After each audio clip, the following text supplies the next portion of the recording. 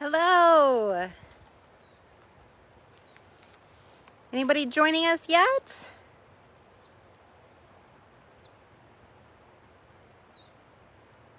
Hello.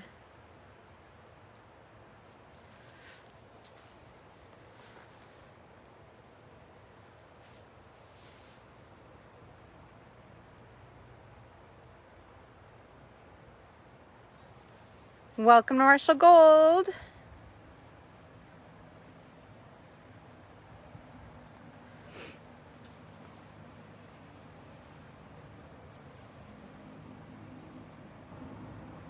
Anybody there yet? Hello. Thanks for joining us. Welcome to Marshall Gold.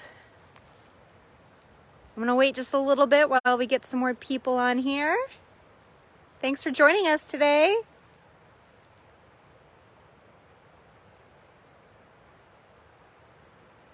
It's a beautiful day here in Coloma. We had a nice cool start.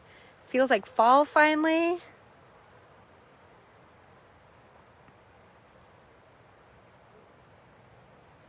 I'm gonna wait just a little bit longer, see if anybody else joins us, and then we'll get started. So thanks for joining us today, everybody.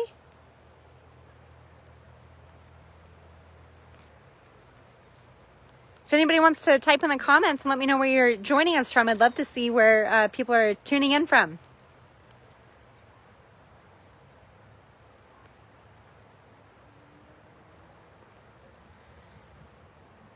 All right, well, I think I will get started. My name is Holly Thane. I am the interpreter here at Marshall Gold Discovery State Historic Park.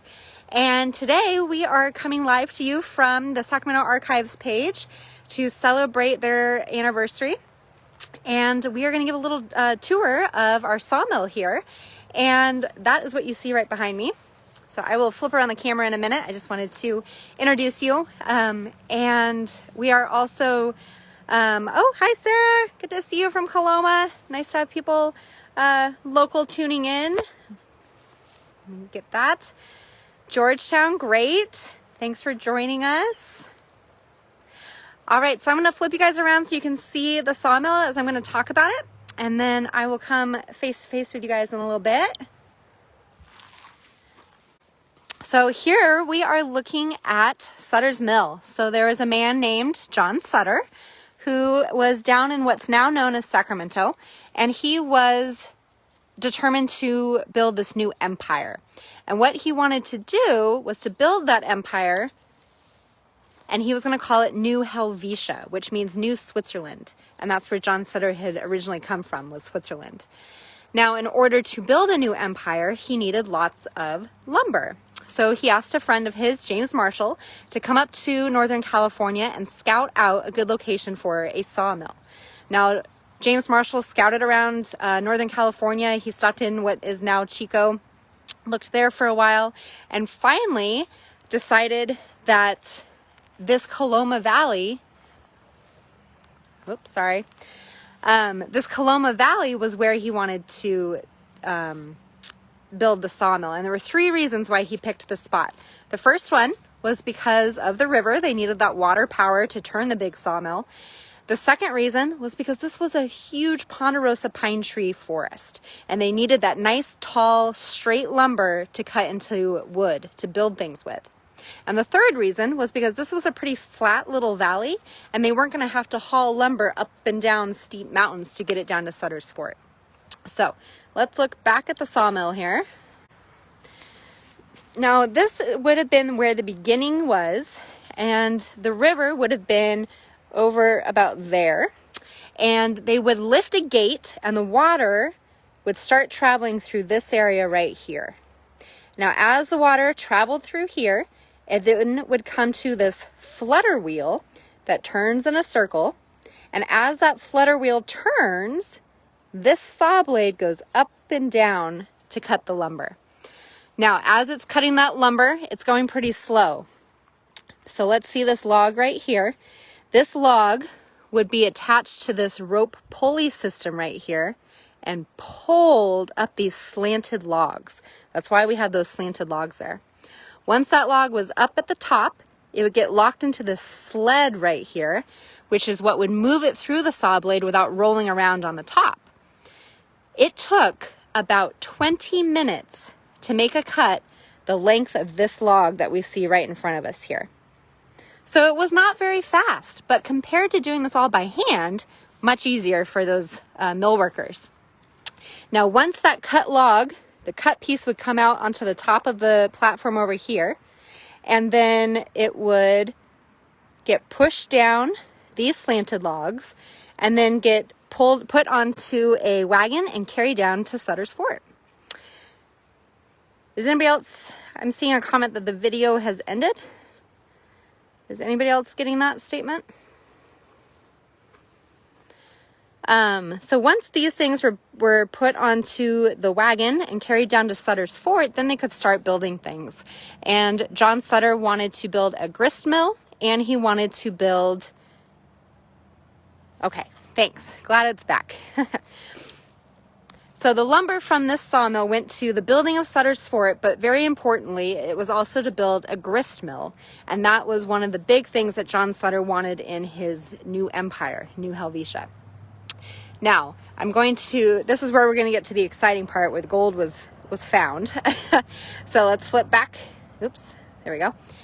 So like I said, cut lumber goes across, gets pushed down these logs, loaded onto a wagon. The water has turned this big wheel, and now the water is continuing out the tail race, this underneath part, and it's going to go back to the river. We don't need that water anymore. It's done its job. So it's going to go out through the tail race right here and back to the river. Now, it was in this tail race that piece of gold was found. So this is what the tail race would have looked like in 1848. It would have been all rock, cleaned out like this. And it was early in the morning of January 24th, 1848, that Marshall was down somewhere in this general area inspecting the tail race to make sure that everything was working. And what had happened was that they had pretty much finished building this mill, and they wanted to test everything to make sure that it was working correctly. So they opened that gate back there, water started coming through here, turning the big wheel. But the problem was they hadn't dug the tail race out deep enough. And so the water was rising higher than it could flow out and stopping this wheel from turning. The wheel couldn't move that volume of water. So they closed the gate, let the water all go through, and then they dug this tail race out deeper.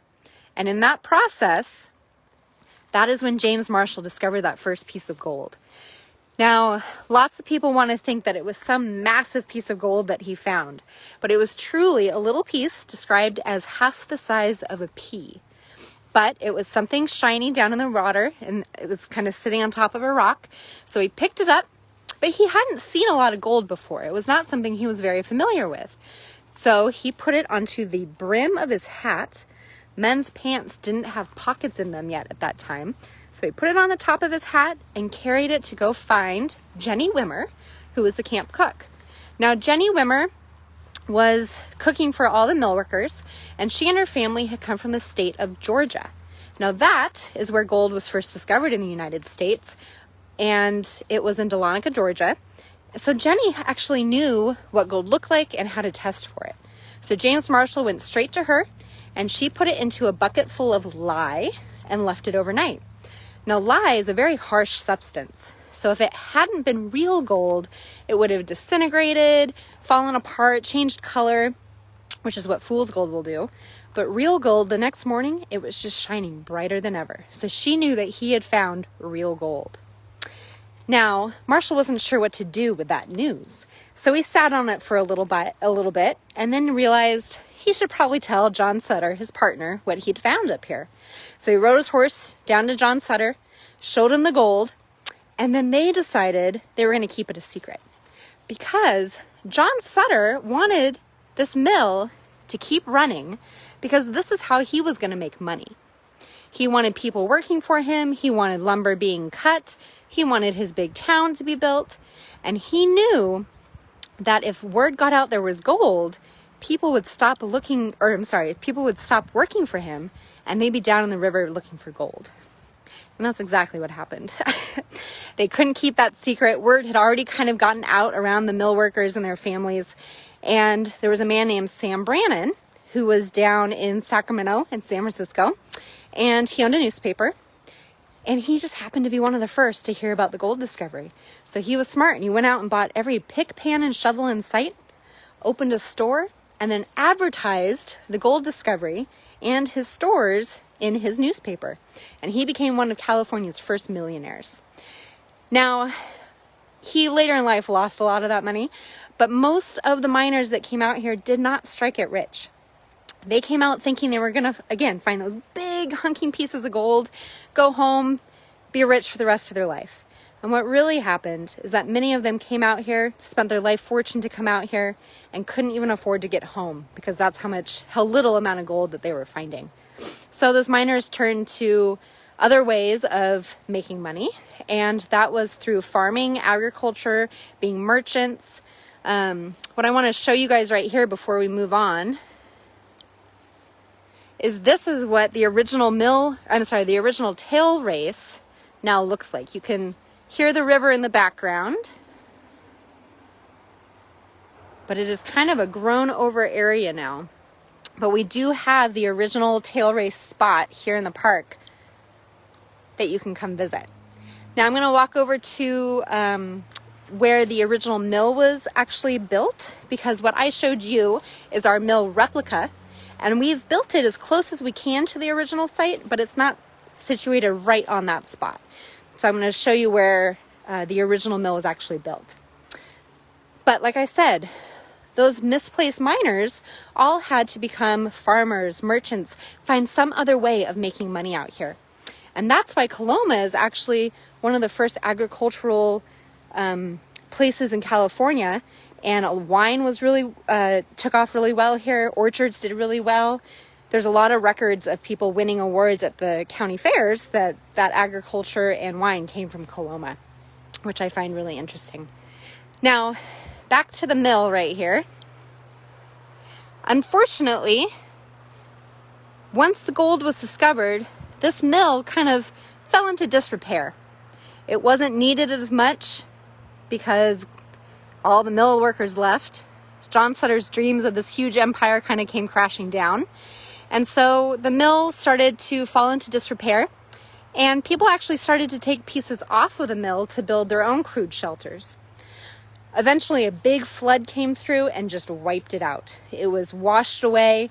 Pieces of it are still down in the river. Sorry, not today. Were pushed down into the river. And then years later, they actually did an archaeology dig and were able to pull those timbers out of the river. And we have some of them in our museum. So if you ever come to visit us in person, we have some of those original timbers actually in the museum for you to view. Now, as we're going to come up here, we're coming up to the site of the original sawmill. So this is where James Marshall and his crew actually built the sawmill. It was James Marshall, some of the Native Americans that were living here, and some of the Mormon battalion that had also come into the area. And between all of them, they were able to build the mill. The race, the wheel, may have been right about here. But you can kind of see, I don't know how it works in the video, but there is kind of this indentation in the ground right here. And that's where the water used to flow from the sawmill. Now, what's really fun about this spot is when they built the sawmill, the river didn't flow where we see it right now. It actually kind of flowed out in a half circle out into that field over there. And so they had to divert it to make it run the sawmill that was built here. Now, over the years, the river has ebbed and flowed. We've had droughts, we've had floods. And back in 2016-17, the winter of 2016-17, the water was just to the top of this monument and actually came out all the way here. This whole area right here was underwater. So it's pretty incredible to see what the power of water can do. And it's not hard to imagine that if the original sawmill was built somewhere in here and we had a really big flood year, that water could raise so high up that it would knock over that sawmill. And that's exactly what happened. So we've now seen that firsthand, how strong the river can get. So I'm going to turn this back onto me. And does anybody have any questions about what I've talked about? Any questions for me? Go ahead and type them into those comments. I'd love to see if anybody has specific questions about the mill or maybe some of the people that were here.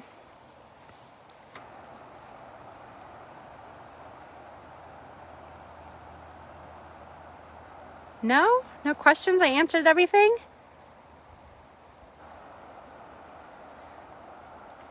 Is there anything? Let me see. Well, I want to thank everybody for joining us here at Marshall Gold Discovery State Historic Park. When was the mill reproduction built? So this one behind me was built, it was 2014 or 2015 that we rebuilt this one, I believe. There was another reproduction that was here before that, and it was over by our Sawmill parking lot.